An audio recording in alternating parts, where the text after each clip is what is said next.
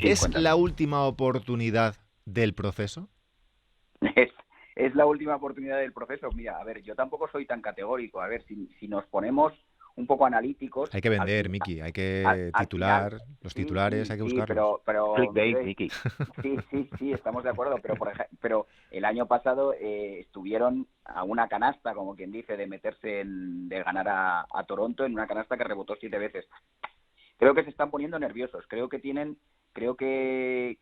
Sixers necesita acomodar otra vez la plantilla. Creo que hay dudas con ciertos jugadores. Y creo que Doc Rivers es un entrenador con carisma, un entrenador que tiene veteranía, que puede otra vez cohesionar eso. Es verdad que tienen contratos tóxicos, lo hemos hablado muchas veces. Antes desecharon a Jimmy Butler y se quedaron con Al Horford, pero yo creo que si hay un entrenador que puede sacar esto adelante es Doc Rivers, además con una gran ascendencia, digamos, en lo social, en una ciudad que da mucha importancia a la ciudad, con un porcentaje mayoritario de población afroamericana, o sea que creo que es un entrenador que encaja bastante bien. Guille. Negaré haber dicho esto delante de Iñaco Díaz Guerra, Sí, pero hombre, si a todos nos dicen a principios de la temporada pasada, que yo creo recordar, aquel traspaso Jimmy Butler, que luego acaba desembocando en Al Horford en Filadelfia, en un primer momento decíamos que los ganadores eran los Sixers. Yo creo que aquella canasta contra los Raptors, la que te refieres, es verdad que es cuestión de suerte, unas veces entre otras no. Lo que les pone nerviosos esta temporada es ver que esos fichajes por los que apuestan no cuajan. La morterada que le dan a Tobias no termina claro. de verse invertida. Al Horford no ha tenido una buena temporada y se tienen que poner nerviosos por lo que han invertido. Para mí aciertan dándole los mandos a Doc Rivers, pero creo que no están en la última oportunidad del proceso, ni mucho menos. Creo que es un equipo con talento joven que todavía tiene mucho recorrido por delante. A mí me extraña, a ver cómo lo digo esto sin herir sensibilidades. Doc Rivers viene de fracasar absolutamente con los Clippers, con una pareja la cual sobre la base es bastante mejor que un Embiid Simmons. Eh, de hecho, Doc Rivers, el mejor año desde Boston es el año pasado, que lo hablábamos de hecho en el programa, en el último programa o en el primero, no me acuerdo, su mejor año de los últimos años era el pasado. Doc Rivers con Chris Paul y con Blake Griffin no consigue tampoco llegar a, a las cotas esperadas, por así decirlo. Creo que se le está pasando un poco el arroz, es mi opinión. Creo que Overrated. no sobrevalorado, pero sí que creo que su mejor época quizás ha pasado. Creo que la oportunidad de este año no se le había presentado ni a él ni a la franquicia en su vida, de tener una plantilla tan superior repito, sobre la base a las demás, y creo que ese fracaso es fruto de una serie de debilidades del propio Rivers en planteamientos, en gestión de vestuario, en demás, que ahora llevadas a un vestuario que viene de pasar lo que ha pasado este año, en el que evidentemente no había buen feeling y no había tanto buen feeling fuera de la pista como dentro de la pista, o eso al menos se veía, no lo veo del todo ideal, o no... pero bueno, es verdad que es un entrenador. Yo discrepo contigo, Abra. Yo Es creo un que entrenador, evidentemente, con años, con experiencia, y y que ha que gestionado egos.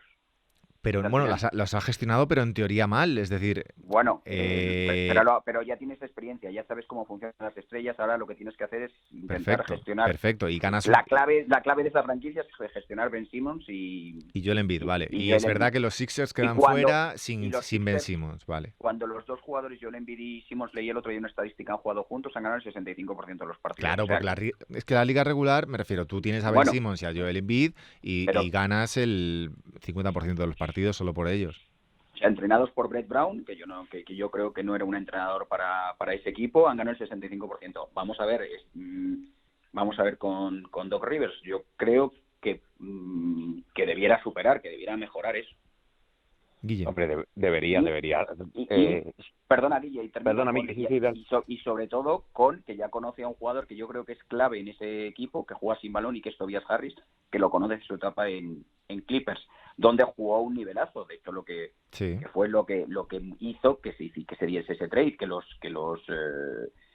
Sixers se fijasen en Tobias Harris a mitad de temporada, que estaba, de hecho, que yo creo que es la mejor temporada en los 7 años que ha estado en Clippers. La mejor temporada de Doc Rivers es la del año pasado, cuando un equipo que no aspiraba a nada, que creíamos que iba prácticamente a tanquear, lo mete en playoffs haciendo un baloncesto bastante atractivo. Guille. Sí, pero ese mismo baloncesto, toda la razón, y no te la quito ni un punto, pero igual ese fue el mayor momento de gloria de un entrenador que es verdad que tiene muchas virtudes, pero que se nos olvida también los fracasos que lleva ya a la espalda. Es decir, con Boston consigue un anillo, posiblemente con un equipazo, para mí mejor incluso que los Lakers, que luego le ganan en 7 partidos. Uh-huh. Los Clippers, es verdad que entre medias tienes el capítulo de Donald Sterling, que lo desestabiliza todo, la llegada de Ballmer, pero acabas mal con Chris Paul, que acabas mal con Blake Griffin, que acaba en Detroit.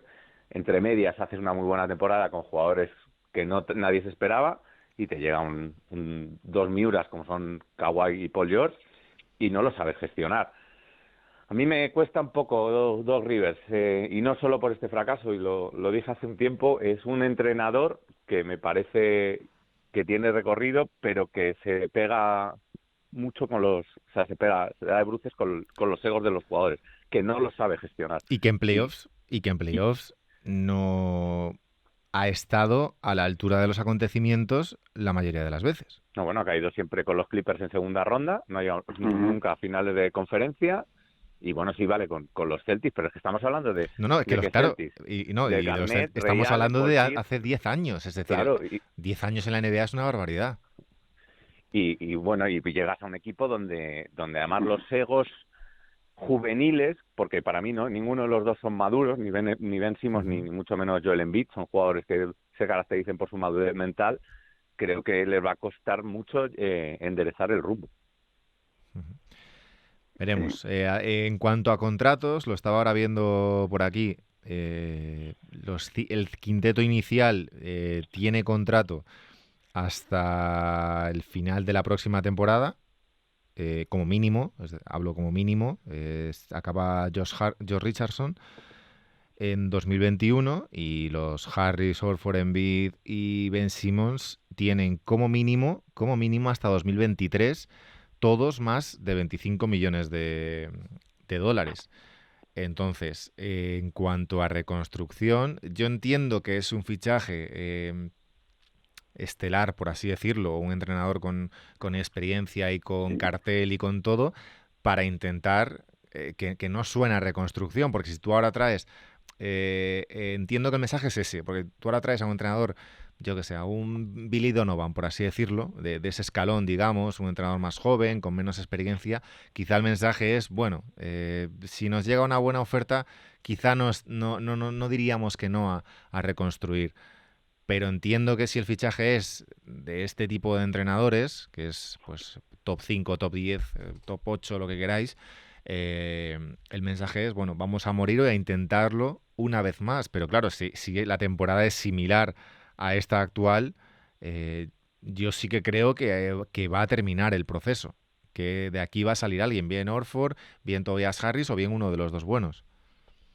Sí, es lo que tú dices. O sea, al final, si traes un entrenador de esta ascendencia sobre jugadores, de este nivel de gestión de egos, supongo que es porque han visto, ellos creen todavía como decías antes, en el proceso, y piensan que van a intentar, van a darle, además le han dado 5 años.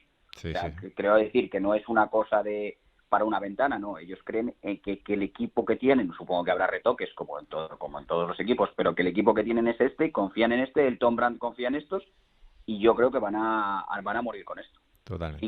5 años de 5 años de contrato.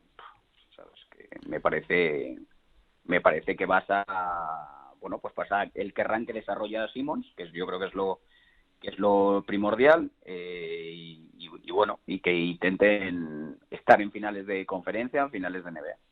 Totalmente.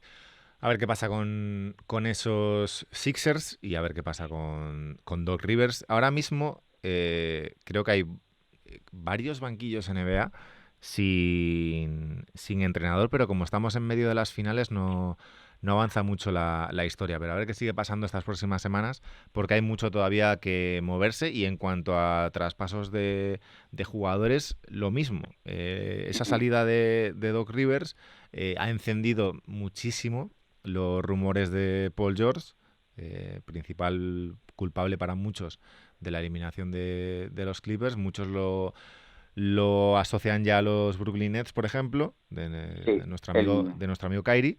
Y al otro lado de la Gran Manzana, los Knicks, como siempre, objeto de rumores y de deseos. Se ha hablado de Oladipo, se habla de Westbrook, se habla de VanVleet.